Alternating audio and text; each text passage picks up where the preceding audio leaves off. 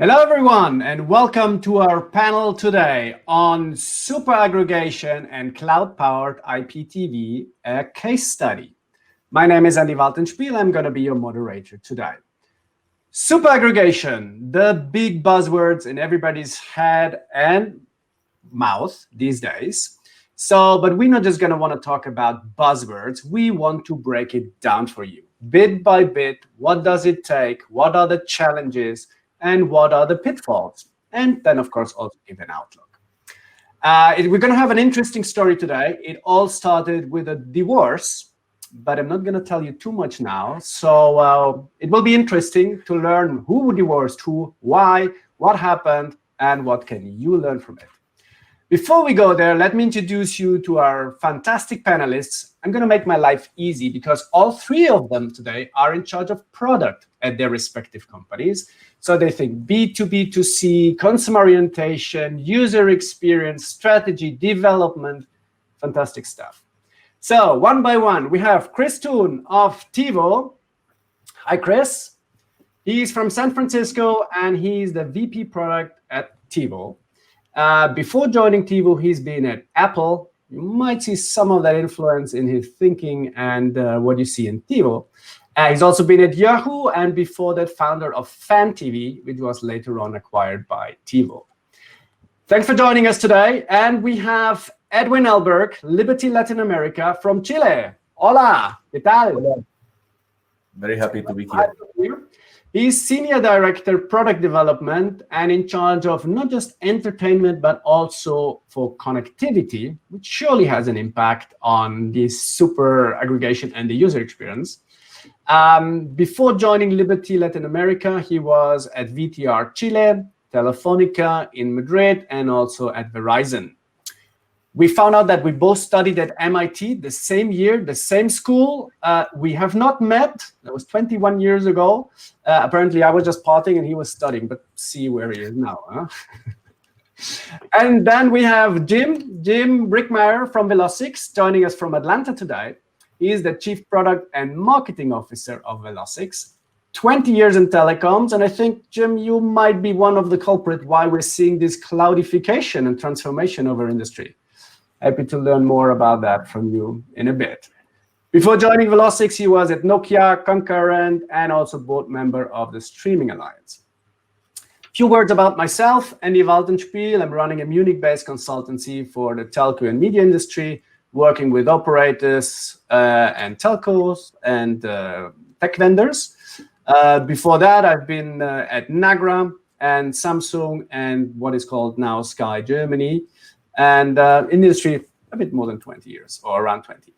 So, welcome everyone. A bit of housekeeping before we jump in. This will be recorded, so we can at any time re-watches, catch up this talk. And we're going to have Q&A. So use the screen. You have a little field there where you can put your questions. Send them to us anytime, and we'll ask them whenever it fits and keep some time at the end. Perfect. So it's time. What are we talking about? Super aggregation. Why is super aggregation at all a necessity for the industry? We're going to jump in and look at the trends. What is the underlying larger picture?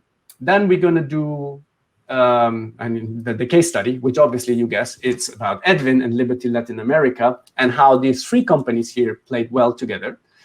And we're going to talk about the one thing that interests us the most, which is money. How do we monetize all this? Because all nice technology, great UIs, doesn't matter if you can't monetize it. So that will be a key topic as well. And we're going to do a little outlook at the end and what is coming next. We're just at the beginning, so what is there to expect? Perfect. So here is one interesting statistics from the US. 47% are frustrated. No, this has nothing to do with the upcoming vote. It's about TV viewership. Why are people frustrated? They're frustrated because of the growing number of subscriptions and services they need to subscribe to in order to watch what they have watched in the past from maybe just one supplier. 10 years ago, you subscribe to, I don't know, Dish TV or or Comcast, and you got everything from one hand. Now you need to subscribe to multiple of these services, and we're going to have statistics coming a bit later showing how many they are. It's a huge number. So people are frustrated. It gets even worse when the content disappears from the platform they just subscribed to. So 57% were found by Deloitte to be frustrated when the content they love disappears from their platform. So if you're a lover of Friends and suddenly Friends moves elsewhere, you're not happy. Of course not. So currently, the pendulum swings in the direction more and more fragmentation. There's direct-to-consumer plays of some of the content owners. And we're going to see how do we bring that back, and how can the classical operators, such as Liberty, keep control and bring it back and make the customers happy. So this was the intro. At this point, I would like to hand over to Chris, because what TiVo is doing, quite interestingly since a while, they do a trend report. And Chris will give us some insight on the trend report from Q1 this year and some of the interesting findings. Chris. Thank you, Andreas. If we could go back to the slides for a minute, and I'll pick up where you left off. And I think it's important in grounding a conversation like this in terms of pointing out the context of where we are in terms of the trends. And so if you start with the chart on the left, I think it is important. It's not repetitive, though I think most on this call will be aware of this trend. But this is a really interesting point in time. There's a significant degree of disruption occurring. If you think back to 2014, we had time spent from a video perspective where about 95% was coming from your operator, from live TV, DVR, and operator VOD, and only 5% from the streaming world, services like Netflix and Hulu and others. Now, fast forward to today, and you're seeing streaming obviously catching up, and this was pre-COVID, these numbers. But I think all of us can agree, based on the trends we're seeing, that there's gonna come a point in the not too distant future, whether it be 2024, as this chart indicates, or sooner, if you believe that the COVID trend is gonna be persistent in terms of the igniting the streaming energy.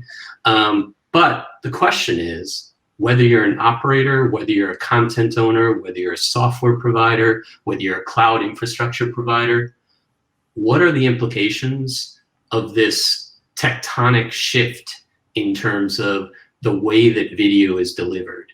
And then from a consumer perspective, I think Andreas's points on the previous slides were super interesting.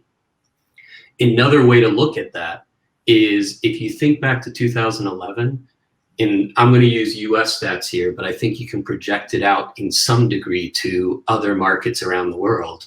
The average number of services that an American household subscribed to and consumed from was just north of 1 back in 2011. You really had no need for aggregation when you only subscribed to just north of 1 service.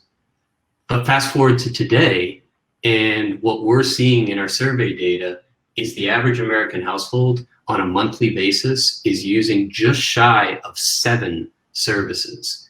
In that world, it gets pretty confusing pretty fast and leads to the stats that Andreas was mentioning. So moving to the next slide, it's not just OTT and live content from your chosen operator.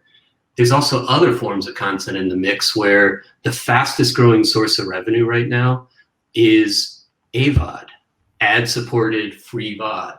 And we're seeing AVOD take a share of 18% of viewing time as measured by some survey work and in behavioral data. And so, again, I think this underscores the idea that the number of sources, the number of services that are delivering video are just growing exponentially. But moving to the next slide. So what does it all mean? We're big believers in terms of 2 core areas that are absolutely required as this world comes into clarity. Number one is you need universal search.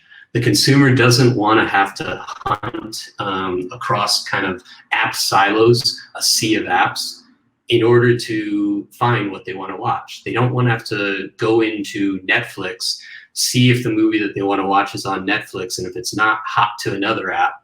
That's just not a good user experience. And universal search is what solves that. And so moving on to the next slide, and one more. The other key ingredient, and we're big believers in this, and I'd call this, rather than universal search, I'd call this universal browse. And what I mean by that is recommendations that guide you, that understand why you turned on the TV at any one point in time. So you don't have to spend 10 minutes looking for what you want to watch, but instead predictive recommendations that knows that last night at 8 p.m. you finished watching episode 3, and therefore you're probably tuning in to watch episode 4. And if you're looking for something new to watch, we're pushing forward the titles based on your past behavior that we best think fit your taste profile. So combine universal search and universal browse, like strong recommendations, and you really have a clean path to simplifying the user experience in making the consumer more content in this world of fragmentation. And by the way, if the consumer is more content, that's good for everybody in the ecosystem. The operator can reduce churn. If the consumer doesn't have to hit the input button to go to another streaming device, but instead is kept in your experience, that's a really good thing for the business fundamentals. So I'm going to stop there and move on. But Andreas, take it back from your perspective. Okay, thank you for these insights, Chris. Quite interesting. Most of that you said was Q1 data, so pre-COVID. So maybe a question to the whole panel: what has changed in the last 6 months? I mean, we're living in very, very special times. Unprecedented times. So how did that change? Did it increase 2x, 3x? And if it has changed, is it going to be here to stay, or will it be going away by a vaccine? I don't know, maybe Chris. Yeah, I mean, I'll start at a high level, and I alluded to this in my earlier comments. Across the TiVo platform, we definitely saw a massive spike in engagement with streaming services. And it makes sense, right? There was really nothing on linear TV. Sports disappeared for a few months. There were no new shows. And so if you wanted to be entertained, you really needed to turn to the catalogs of the streaming services. And so we did see that spike. The other thing we saw, though, and I think this underscores the power of live TV, was news spiking. People watching, on average, more than 2 hours more in a given week than they did pre-COVID, in order to stay attuned to what was going on in the world. And so I think there you see the seeds of why live will have legs going into this new world between sports and things like news. So that's kind of top line what we saw. Now I think the big question and where you're going is, will those trends persist? I think reasonable people could disagree in terms of the degree to which they'll persist, but I think it's fair to say that there's been an acceleration from a consumer adoption of streaming as a primary source of entertainment that has, to some degree, accelerated the trends that pre-existed. Okay. Yeah, I think that's a great point actually on just streaming in general being picked up as something that people did during the lockdowns. So I think in general the public has become much more familiar, irrespective of where that content came from, whether it was live news content or it's on-demand content, whether it came from Netflix or it came from other services, that people became much more familiar with streaming as a service, and perhaps some people that may not have taken advantage of it have have participated in streaming entertainment now during this pandemic, and I do think it will continue as we move forward. Okay, Edwin, I mean, you saw the subscribers, but first of all, you had to make sure that your networks are alive and people can watch in the first place. I mean, you got huge spikes at the beginning, I guess, right? Yeah, we got the amount of increase in traffic in 2 weeks that we get in a whole year. So clearly, people were using much more the internet, not only for entertainment but also for work. And clearly, the internet is a lifeline for everybody. So that was one of our biggest challenges, and clearly I couldn't agree more with Chris and Jim. This is here to stay because it's not only a spike in the usage, but also on the speed in which this technology is being adopted. Yeah. Okay, so we got a bit of context now. So let's jump into the case study. And of course, when you do integration, it means multiple moving pieces that you need to integrate and put together. So we brought just 3 from a big team here. Liberty Latin America, TiVo, and Velocix. So as you might have guessed, dear guest, that of course this is a case study about Liberty Latin America. Surprise, surprise, that's why Edwin is here. So tell us, as I said, it all started with a divorce. What was that and what happened? Well, the divorce, it's maybe a big strong of a word, but in reality, yes, we had to split our ways with our cousins of Liberty Global. We were one company and we were working in several products together.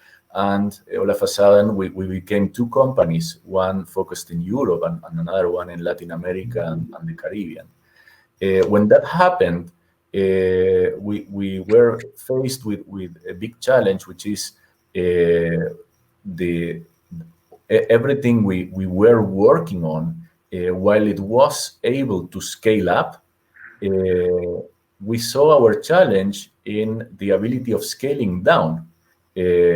So, I mean, several times you will think what I need is for this system to scale up, but scaling down is something that not always you bring into mind, and it is needed in regions like our own, where you have countries that, while having their own currency and their own rights for content, they are not more than 10,000, a few tens of thousand customers. So to be able to develop a whole system for pay TV for just so few customers, that it was not going to work. And then we decided that we need our own solution.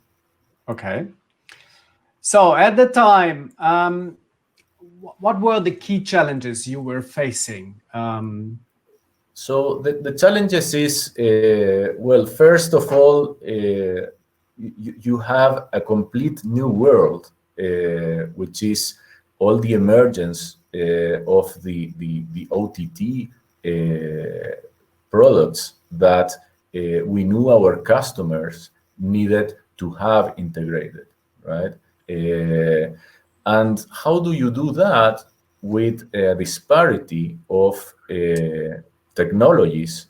We had several disparate pay TV systems. Some of them had set-top boxes that are 15 years old. And then you begin thinking, okay, how do you provide a unified, attractive experience on all of these, while you keep your ability to scale down? So you need a solution that is able to reach all of your customers, no matter how big or how small their region.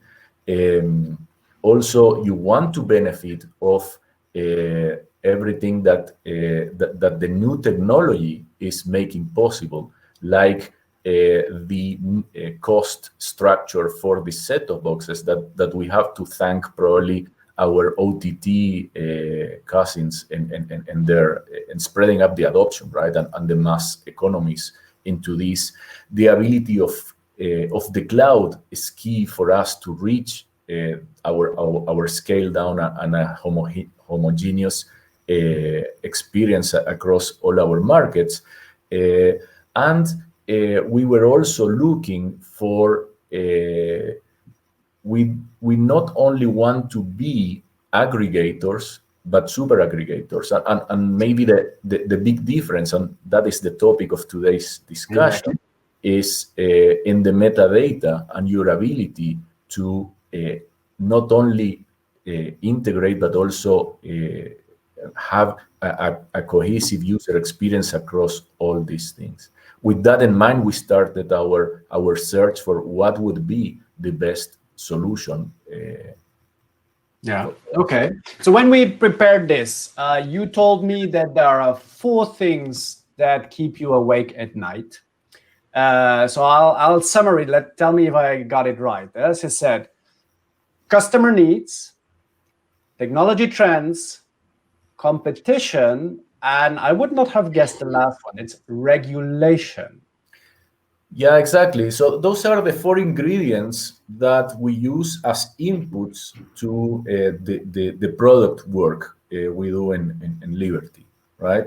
You need to see, of course, what are the customers wanting, not only today but in the future, and all this OTT. How is that reshaping how we think of our customers' behavior? We need to keep an eye then on these technology trends, which are the enables, right? I mean, probably with the technology of, I would say, 3 years ago, what we are doing is just not possible. We would have to break the bank to do something like this. Yeah. Then, of course, we need to do to look at our competitors, and here, I mean, it is a bit of a game, right? I mean, we need to find out what are the competitive advantages that are going to give us an edge over our competitors in the long term, right? Because the last thing you want to do as a product person is you have an innovation just to be copied the very next day by your competition.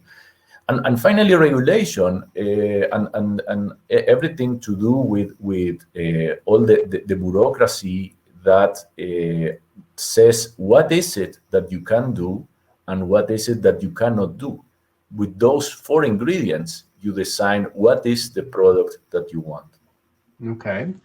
So, and then one morning you woke up and called Chris and Jim, or how did it work? Well, we called them, yes, I would say over the course of several mornings, afternoons, and some nights in a competitive RFP process where we analyzed. At the first, it was not so clear, probably as it is today, that Android TV was the way to go. So we had some soul searching there and some scouting on alternatives. At that time, you did have some alternatives. One of them we came. I mean, we were working on, right, the RDK together with our Liberty Global cousins. But there were many streamers that were touting their own solution for pay TV operators, and we took a look at all of them. I would say at that time, with a little bit of wisdom, but also a little bit of luck, I think we made the right choice on Android TV, on cloud. And when it came to the role of super-aggregator, which was from the beginning part of our strategy, we selected also TiVo because they not only provide a solution in terms of middleware on top of and a nice UX on top of what Android TV can do, but because of their ability to integrate vertically their metadata, they were providing the experiences that we were dreaming of for our customers. And that is how this marriage came to be. Okay. So maybe Chris, from your perspective, when Liberty reached out to you, you said, okay, we have the perfect fit, or was it easy, or you had hard work? How did you see them at the time? And is that something you see in other operators today as well? Yeah, so first of all, I want to go back to the idea of what the consumer wants in the competitive environment. And I think in our initial conversations, I distinctly remember one of the first in-depth conversations, and it wasn't viewing a bunch of slides or looking at a spreadsheet in terms of costs. It was sitting on a couch in a living room with a remote control that we passed around, looking at user experience and talking about what the consumer really wants in the coming world. And that's super important to understand in terms of our philosophy of how you build product and how you position across the operator and TiVo for success. And I would argue that from a competitive perspective, Edwin, you had a much broader definition, but I encourage operators to define the competition is the input button on the remote control. And what I mean by that is it's not about who you're paying your monthly bill to as often as not. It's about the more they hit that input button and leave your experience, the more chances they're not going to come back, or they're going to see less and less value in terms of the live TV offering. And so, again, I'll go back to some of my opening comments. I always encourage folks, and it's a well-worn saying that the house always wins, whether in a casino or a horse track. And I'd much rather own the horse track than be betting only on one horse in the race. And that's what we mean in terms of build the best user experience that consumers love, and that's sticky and that they want to stay in terms of consuming from Netflix or live TV or DVR or otherwise. But ultimately, it was actually a very quick conversation, despite being across multiple nights, multiple mornings, multiple days, because we realized fairly quickly that we were aligned in terms of where the world was headed and what the consumer wanted. It was really, I think, Edwin, you can correct me if I'm wrong here, but a lot of it became, okay, we agree on where the world is going, but how fast can you deliver? And obviously there's a pricing dimension. And that's where the way that we're building product in this world in terms of a federated multi-tenant environment, that where multiple operators are investing in the same TiVo platform, the same experience, which allows us to move really fast, relatively speaking, in this industry. And so that was where a lot of the attention was in terms of the execution, but I'll stop there.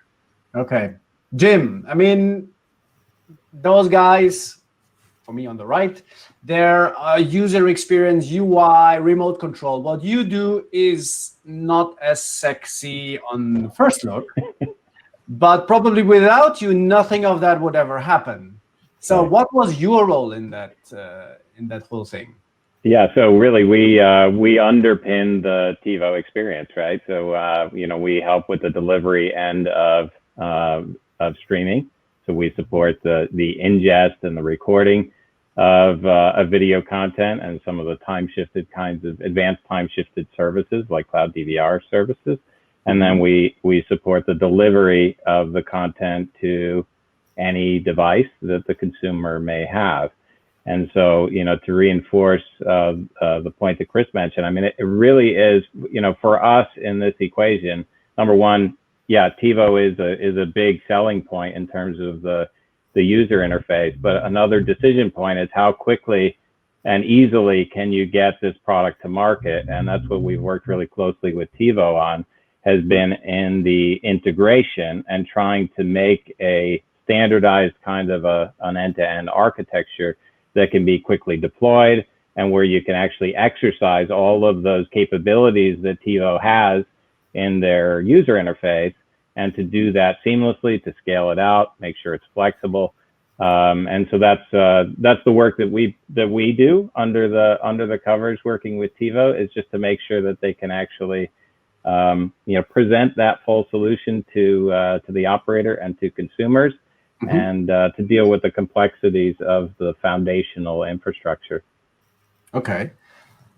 Topic of this talk is also cloud-powered IPTV. I always find it surprising that they're still operating saying, I want an on-prem solution. So maybe let's just quickly, Jim, recap. What are the pros and cons of going to the cloud? Are there any cons at all? Why would I still do an on-prem solution? Yeah, sure. So, I mean, what cloud gives you is it definitely gives you flexibility, and the ability to change in response to what's happening from a consumer demand standpoint. But it does add some complexity, and that's part of the challenge from a solution provider perspective, is to try to make sure that everybody has all of that flexibility that they want, but you don't make it so complicated to operate and manage and maintain these solutions that you lose all of the benefits of that flexibility. The other piece is that for operators that own their own networks, delivering video on network remains the most cost-effective way of delivering video. And so the question is when is it appropriate to start looking outside of their own network to expand to other types of environments, like public cloud environments, so that you can get some expansion capability, or maybe you expand your reach beyond the networks that you maintain. And so that's what we see in terms of cloud. We talk a lot about hybrid cloud, which means that you can use cloud technology within a service provider's network, on network, and we can also use that same technology outside of a service provider's network. And then the cool stuff is really trying to figure out, how do you manage workloads across those different environments, and be smart about how you distribute content to consumers to give them the best quality at the lowest cost. Okay, good. So by the way, if you have any questions, send them to us. Use the tool. We'll bring them in here. I saw a few coming, so we'll get them on. Bring them on, bring them on. So we talked about cool technology, users, but super aggregation is not just a technology play. It also has to do with content. You need to have content that you aggregate, and you need to have somebody on the selling end, the content owners, that must be willing to be integrated with you. How is that, Edwin? Are they always happy to be integrated? Isn't that a challenge sometimes? Well, it is, right? But it is part of our business since the beginning of pay TV, right? Nowadays, the border between pure OTT players and traditional players is blurry. Traditional players are going directly to consumer when and if they can. But I think the key there is to be able to show them what there is to gain. I mean, there are two things here that I think are very interesting for them. One has to do with the adoption. So especially in our geographies, it is not, I mean, the adoption curve is a curve that you need to ride. And clearly, when you are riding on top of a pay TV service, you are reaching the late majority in a very effective way. And also there is the issue of, and maybe this is a little bit local in my geography, but not everybody in Latin America and the Caribbean has an international credit card. But everybody pays their phone or their internet bill, should I say. So in that sense, we can help the players with our monthly relationship with the customers. Okay, so those two things combined with an experience that we believe engages the customers with their own service more than if they were on their own, because the customer really doesn't care who's the content they're watching. Those three pillars, I think, are the key to a successful partnership with the content people that ultimately result in the success of the super aggregation model. Okay, so that's some good key success factors, because and now we have the, like you said, the third pillar. It's the user experience, it's the content, but it's also the services that go with it. So not just content aggregator, experience aggregator, you're also service aggregator. So the universal billing, for example, universal search is something, Chris, you mentioned. And of course, Jim, you have make sure that it gets distributed everywhere efficiently, on net, off net. So maybe, Jim, how does that integration with a CRM and billing work, or whoever is best to answer that? So what are the challenges? What do you need to take care about it and take into account? Yeah, it's probably Chris may want to talk about that, because that's where the TiVo system will come into play in integrating. Chris. And on the billing side, and Edwin, I'll hand this off to you fairly quickly. But Edwin, you were very eloquent in terms of the value, especially in Latin America, in terms of credit card penetration, et cetera, of having a billing relationship. The first step is to get a customer with a billing relationship. And second step, if they engage with the user experience, you have over time so many opportunities to monetize, whether it be engagement with free ad-supported content or upselling additional OTT services. But we work very closely with our customers to integrate the TiVo system into the operator's billing setup. But Edwin, you can talk more about how you guys think about billing overall. Yeah, I would say that we do get a great support from the TiVo, so that when it comes to billing, we get what we're called the CDR. So everything that needs to be built will get built. We will be getting those also from the content people that get viewed or have their provisioning not directly into inserted into the TiVo system.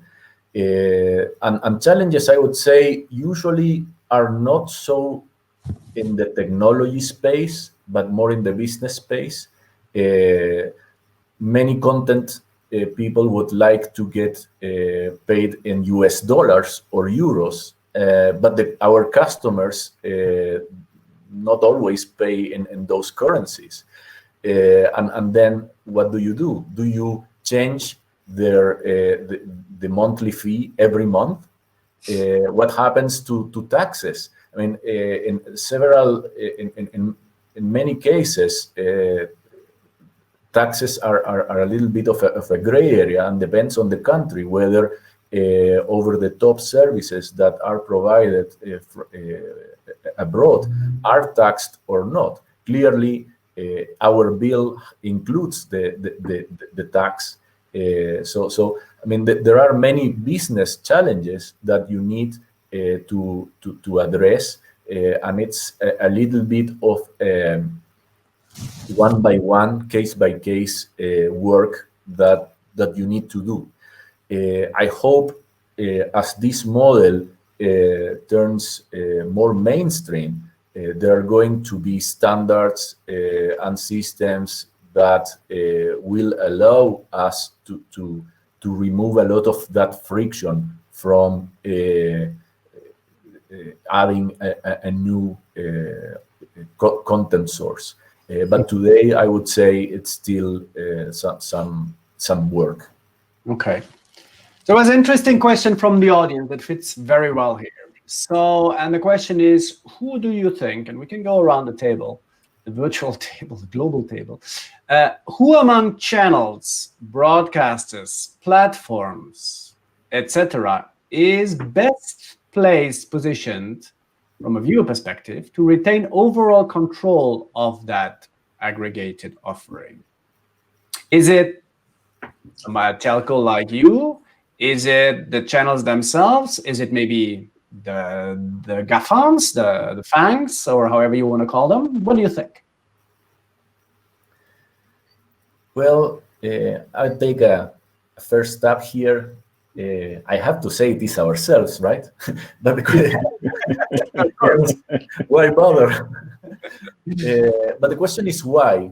And I would say because there is a transition that from the world of pay TV into the world of super-aggregation. Okay, so and that transition, if you start from a single content provider, well, by definition, they will not be super-aggregated, right? They are passing the problem of aggregation to the customer, right? In the hopes that that customer will remain with them for the most time, but eventually the customer will want to watch some content from other sources. On the other hand, the FANGs are probably the biggest threat for us, telco operators, I believe, because they are used to super-aggregation. Super-aggregation is not a concept that was invented in video, right?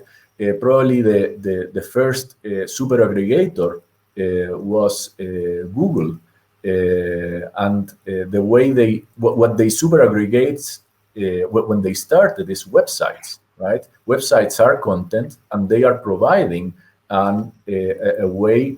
We forget, but in the beginning, you had to really know what you were looking, or go over several browse over internet index. I'm talking ancient history here, in order to get to the content you wanted in the internet. So the FANGs clearly know how to super-aggregate. Mm-hmm. What we have here is probably the best, I hope, of both worlds. One is we have a monthly relationship with our customers, and our customers trust us and are used to us to provide them content, aggregated content, not super-aggregated in the beginning, right? But that is our role, and we know content, and we are good judges of what content is good, when, and how for our customers. Mm-hmm. Okay, so I believe that that is the difference with the FANGs. I mean, we are specialized in content. We are the ones that are feeding that content today, and the transition with a pay TV customer into this way of integrating these other sources of video content into their pay TV offering, because that's the thing, pay TV is not going away. You still want to watch the news, you still want to watch sports, etc. So that transition is much smoother if done by us than by a FANG. That would be my take. So that trust is a key point, and that answers one of the questions that just came in, which was, are telcos more likely to be the super aggregator or the pay TV providers? And I might extend it, or the FANGs. And you just answers, whoever the customer trusts will be probably the most successful in getting this done. The one that doesn't frustrate them, that has unique search, global search, unified billing, and a trust relationship, and relevance, of course, for that. And you might even aggregate utilities. And I mean, there's multiple players coming from different angles trying to super aggregate. Pay TV moving up, telcos moving down. We even see trends where, say, it's not video and you bundle broadband on top. In some geographies, is different now. Video get bundles on top of broadband. So there's an interesting mix happening. So we'll see. But let's talk a little bit about how do we make money. We talked about how to be successful. What are the additional things we can offer to the consumer that gives you higher ARPU? And I think, Chris, you have some cool ideas there. Yeah, I mean, first of all, you have to start with the foundation. And we've said this over and over again. You first need the customer relationship. And that's could be broadband, that could be a live TV package. But once you have that recurring relationship and you've built the trust of the consumer, you can do a lot in terms of offering and building on that trust by recommending which services to upsell them to. And you offered a lot of ideas in your comments over the past 2 minutes, even expanding it to utilities and things outside entertainment. But again, foundation of trust, and then monetize over time. Even recommendations, recommending content that is ad supported is a huge opportunity per my opening comments. It is the fastest growing source of revenue from a growth perspective, trajectory in the current market. And so we're investing heavily in bringing ad-supported content into the TiVo experience and figuring out how to create a win-win where the customer is getting something for free, which customers love free content. The operator is getting a happier customer, and between the ecosystem, we're splitting the ad revenue. So that's a very good thing long term. Okay.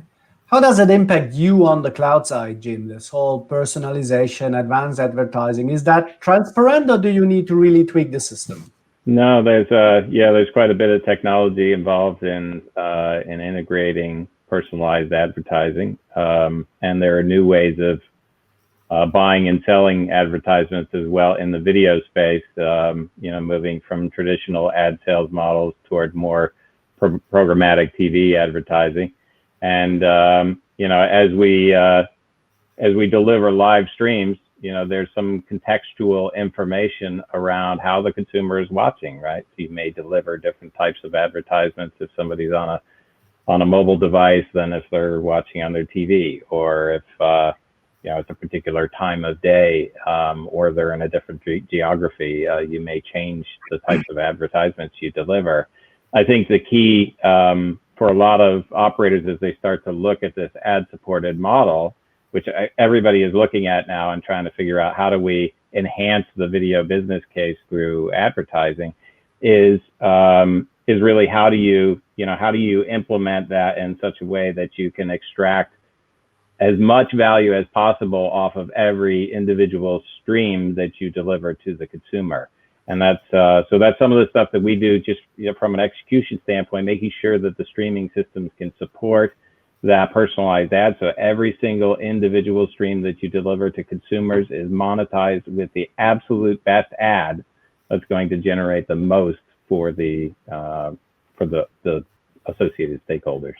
Okay. So even one more challenge for somebody like you, Edwin, because you need to also super-aggregate audiences, right? In order to be interesting for the guys that sell these ads.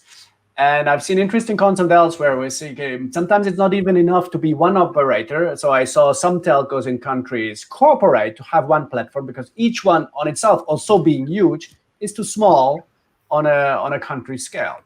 So one more thing to aggregate: audiences for ads. Okay, very interesting. Let's look at the way forward. We have 10 minutes left. Let's spend some of that for what do we think is going to happen now. We talked about what are the things we need to do to make it happen, what are the ingredients, some pitfalls, what's important, of course, always the consumer view. What do you think is coming next? What's the next step? So in 5 years from now, or let's say 3, what does the future of super aggregation look like? What are the new things we're going to see? Maybe Edwin, you want to start? Well, I think a lot of it will come from standardization of becoming the dominant model for content distribution. I think that, I mean, not only in the billing but there are many rules that you need to study and to take care when integrating a new piece of content.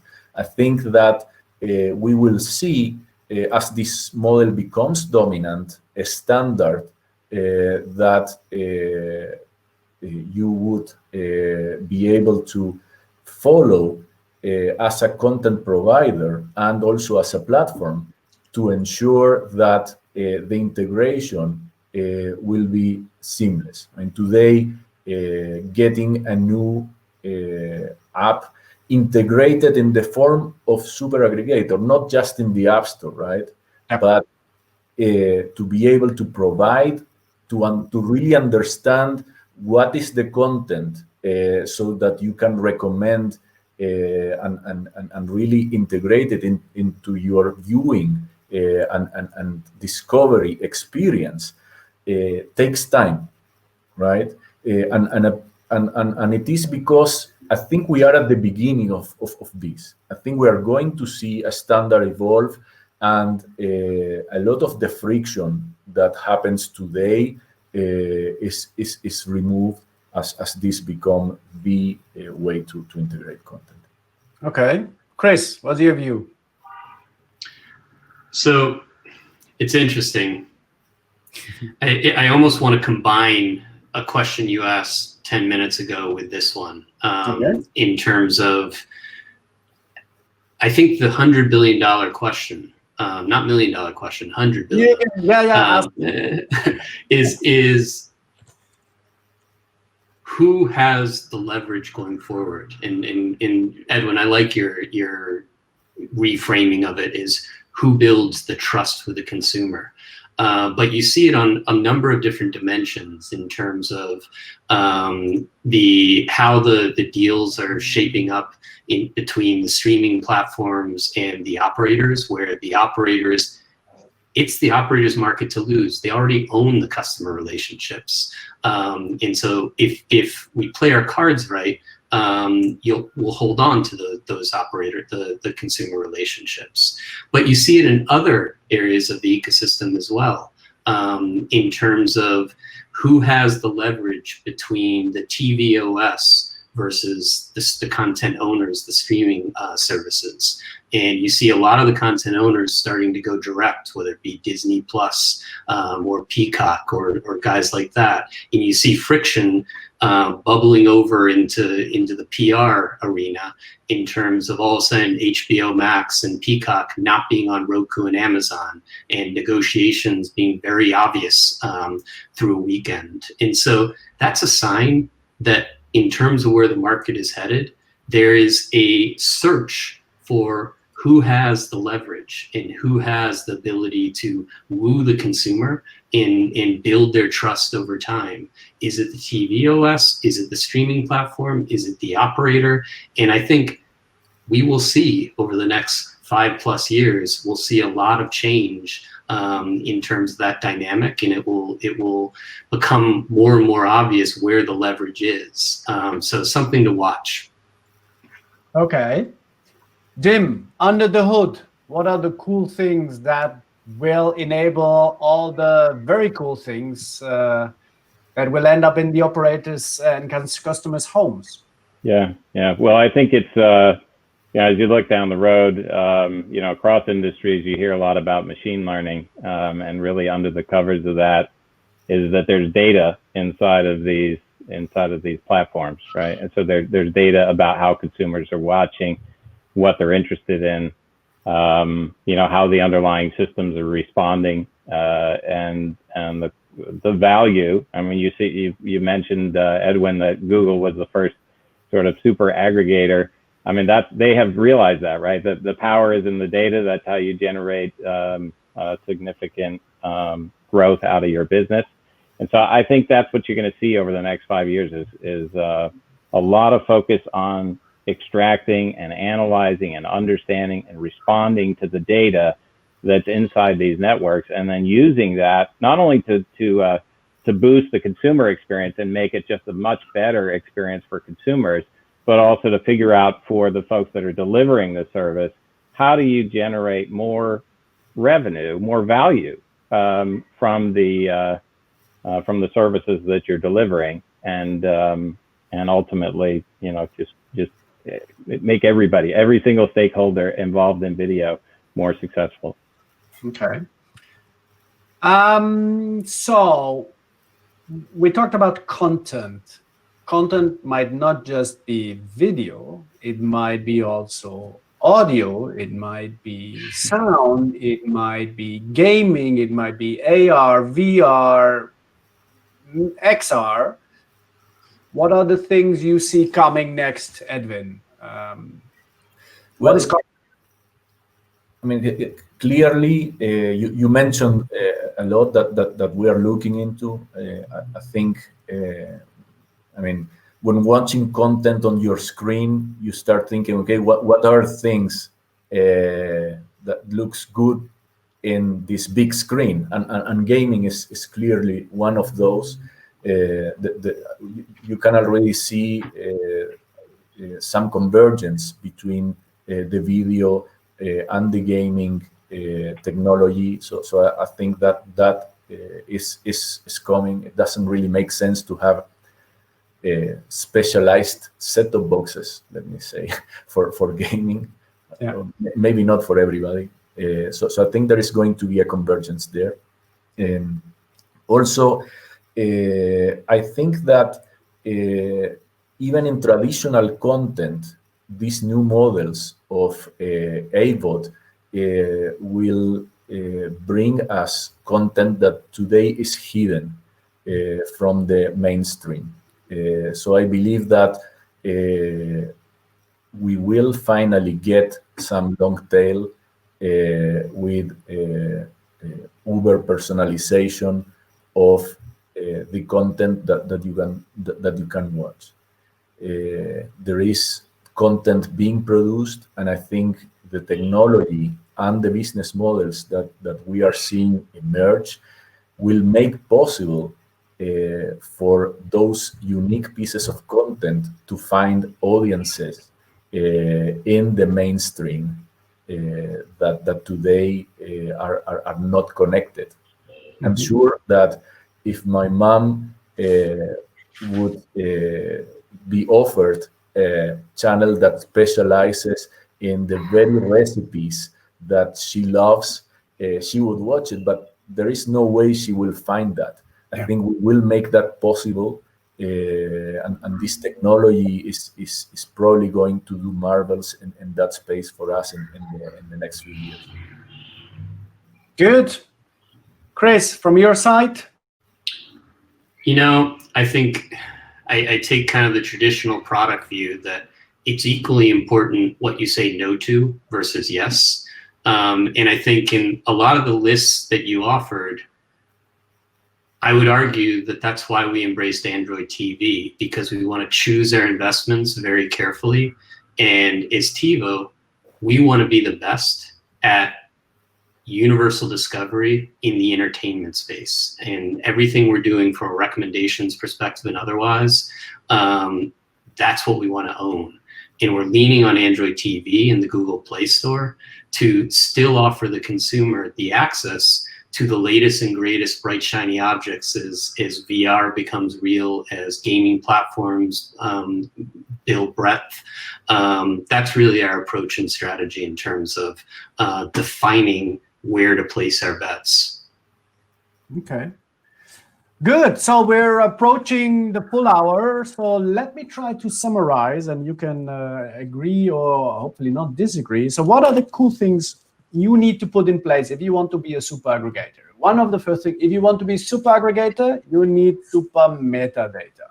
That's number one. You need the right partners to put it together to go fast and scale. Cloud definitely helps there.